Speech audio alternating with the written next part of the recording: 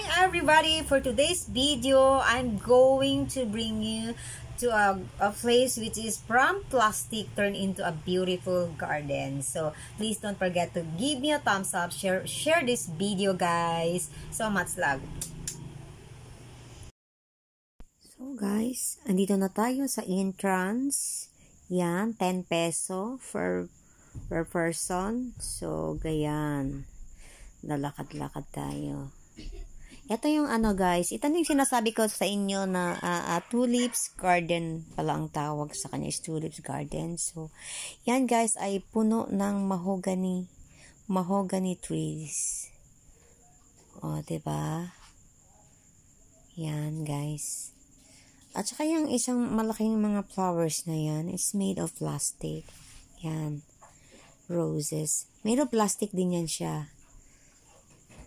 As in, ang galing, 'di ba? So, ngayong araw, medyo kasi, napakamalas tong lakad ko. It's like a bit dark. So, kaya, ayan, sinama si Inday. Pak. Sana all. Sana all talaga. Yan, lakad-lakad. So, maganda siya. Hindi ko lang siya nalibot because of the rain. So, pero at least nag-enjoy ako kahit papano.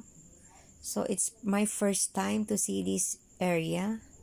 So, yan, malaking bahay na yan. That is the house of tourism. So, yan, guys. Wala masyadong tao, as in. Parang 5 lang ata kaming tao, eh. Wala masyadong tao. But it's really nice, you know.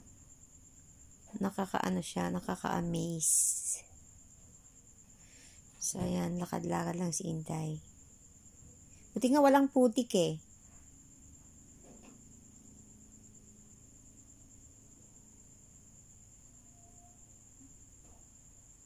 Ayan, pak na pak.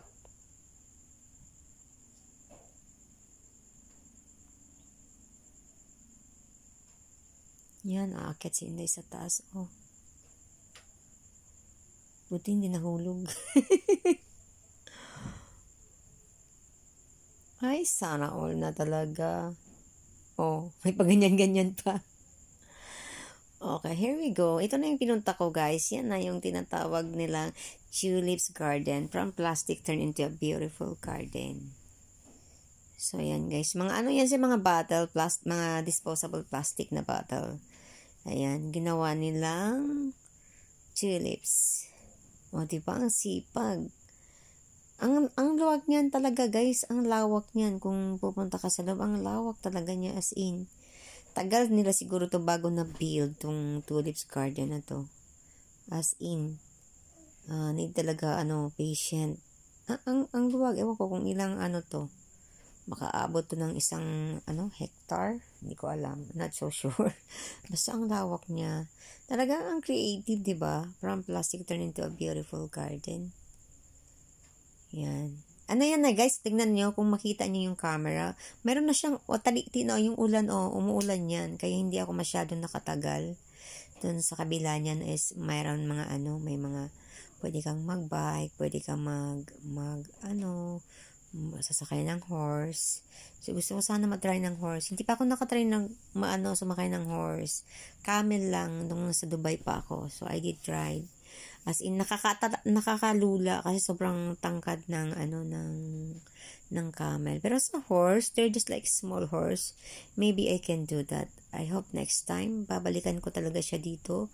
It's unfinished, O, yan guys. Yan ang view pag galing sa taas. So, yan ang kabuuan. Diba? Ang galing. As in, ang dami-dami nilang nagawa. Very creative talaga ang mga tao, Yan. As in, ang lawak. So, nga lang, kaya nandito na ako sa taas. Sumilaw na kasi it's really raining. Hindi mo talaga siya ma-enjoy. Baka pati phone ko mabasa. Kaya ang ginawa namin sumilong na lang. Yan guys. This is what made me busy today by checking this from bottle turn into a beautiful golden. And I love it. It's really beautiful out here. You know, upon watching this, kind of refreshing. Really. Ayan, pakpak si Inday. Ayan, padilim na talaga siya kasi uulan talaga eh.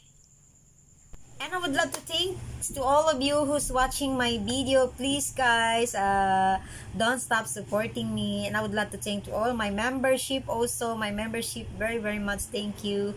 I know you've been with me few months already and you are still there supporting me. Thank you so much. And to all also my besties out there, thank you so much. And mega love, shout out, much love everyone.